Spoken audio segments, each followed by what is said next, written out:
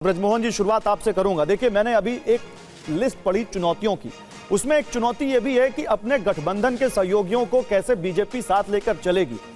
अच्छा लगता आपको अगर आज आपके नेता भी इस कैबिनेट मीटिंग में होते? कहां पर सर दिक्कत है, क्यों फंसा हुआ मामला? गौरव जी, किसी प्रकार का कोई मामला नहीं फंसा, मैं आपको स्पष्ट कर दूं। और वहां जो आज कैबिनेट बैठी है उसको देख के हम लोगों को प्रसन्नता है। माना कि उसमें आज हमारा कोई कैबिनेट मंत्री नहीं है, लेकिन इसका यह तात्पर्य नहीं है कि वहां पर लिए जाने वाले फैसलों से हम लोग असहमत हैं या वहां पर हम लोग सहयोगी दल के रूप में नहीं है। ये बात सच है कि हमारा वहां पे कैबिनेट में हमारा प्रतिनिधित्व होना चाहिए था, लेकिन कुछ टेक्निकल कारणों के कारण ऐसा नहीं हो पाया। 2 महीने बाद हमारे आदरणीय प्रफुल्ल पटेल वहां पर कैबिनेट में आपको दिखेंगे। ये बात मैं आपको 2 महीने बाद दिखेंगे? ये क्या आप लोगों को कोई टाइमलाइन दी गई है, कोई आश्वासन दिया गया है? नहीं, टाइमलाइन नहीं है। स्थिति यह है कि 4 सांसदों के कारण जब किसी के दल के पास 4 सांसद हैं तो उनको एक कैबिनेट मिनिस्टर दिया जाएगा, ये बात तय थी। क्योंकि हम लोगों के पास 4 सांसद अभी नहीं है, आने वाले समय में 2 राज्यसभा के मेंबर हमारे इलेक्ट होना है, 2 सीट खाली हुई है, तो वहां से हमारे लोग चुन के जब आएंगे। तो आपको तो राज्य मंत्री स्वतंत्र प्रभार ऑफर किया गया था, लेकिन चूंकि हम लोग ये चाहते थे कि वहां पर हमारी पार्टी का नेतृत्व आदरणीय प्रफुल्ल पटेल साहब करें, और प्रफुल्ल पटेल साहब ने एक लंबे समय तक देश की सेवा एक कैबिनेट मंत्री के रूप में की है। वो बहुत ही प्रभावशाली और बहुत ही सक्रिय मंत्री के रूप में उनकी पहचान रही है। यहाँ पर भी हम लोग चाहते थे कि उनको कैबिनेट मंत्री बनाया जाए, लेकिन चूंकि ये पॉलिसी डिसीजन होने के कारण ये संभव नहीं था। नहीं, लेकिन वो तो नहीं दिखता ब्रजमोहन जी। जीतन राम मांझी एक ही सांसद है और वो कैबिनेट मंत्री हैं।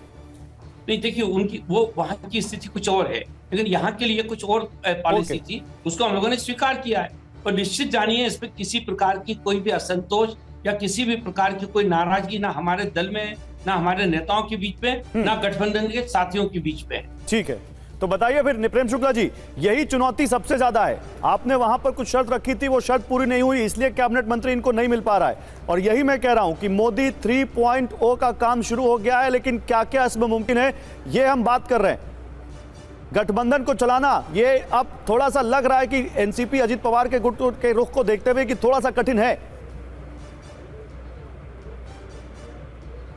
नहीं, हमारे गठबंधन के साथी जो हैं वो पूरी तरह से आदरणीय नरेंद्र मोदी जी की सरकार के साथ हैं। गठबंधन के संचालन में, सरकार के संचालन में, गठबंधन के साथियों की जो इच्छाएं आकांक्षाएं हैं उसकी पूर्ति में और जन कल्याण में किसी प्रकार की कोई समस्या नहीं आएगी। हम पूरे विश्वास में हैं कि आदरणीय नरेंद्र मोदी जी के नेतृत्व में राष्ट्रीय जनतांत्रिक गठबंधन की यह सरकार अपना कार्यकाल पूर्ण करेगी और इस देश को जो है विकास के नए सोपान पर ले जाएगी। तो क्या क्या मुमकिन है फिर मोदी 3.0 में, यह बता दीजिए। आज वो कौन से बड़े फैसले हैं जो लिए जा सकते हैं? 24x7 2047 तक आदरणीय मोदी जी परिश्रम करके भारत को पहले तो जो है इन 5 वर्षों के कार्यकाल में विश्व की तीसरी सबसे बड़ी अर्थव्यवस्था निश्चित तौर पर बनाएंगे। 70 वर्ष से अधिक जो आयु वर्ग के लोग हैं उन हर किसी को जो है आयुष्मान योजना का लाभ मिलेगा। 3 करोड़ लोगों को जो है प्रधानमंत्री आवास योजना के तहत मकान सुनिश्चित होगा। सारे लोगों को जो है हर घर नल से जल योजना का जो है विस्तार पूरा किया जाएगा।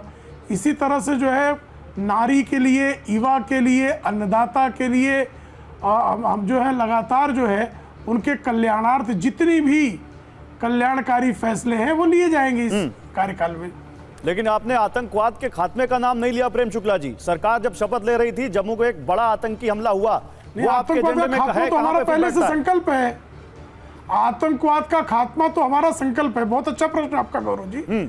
आतंकवाद 70% पूरे देश से तो आतंकवाद लगभग समाप्त कर दिया गया। नहीं तो आपको तो ध्यान होगा कि मुंबई की लोकल ट्रेन में भी कोई चलता था, हम लोग मुंबई के रहवासी, हम मुंबई में कोई परिजन जाता था तो हमको विश्वास नहीं होता था कि शाम में रात में वो सुरक्षित लौट कर आएगा।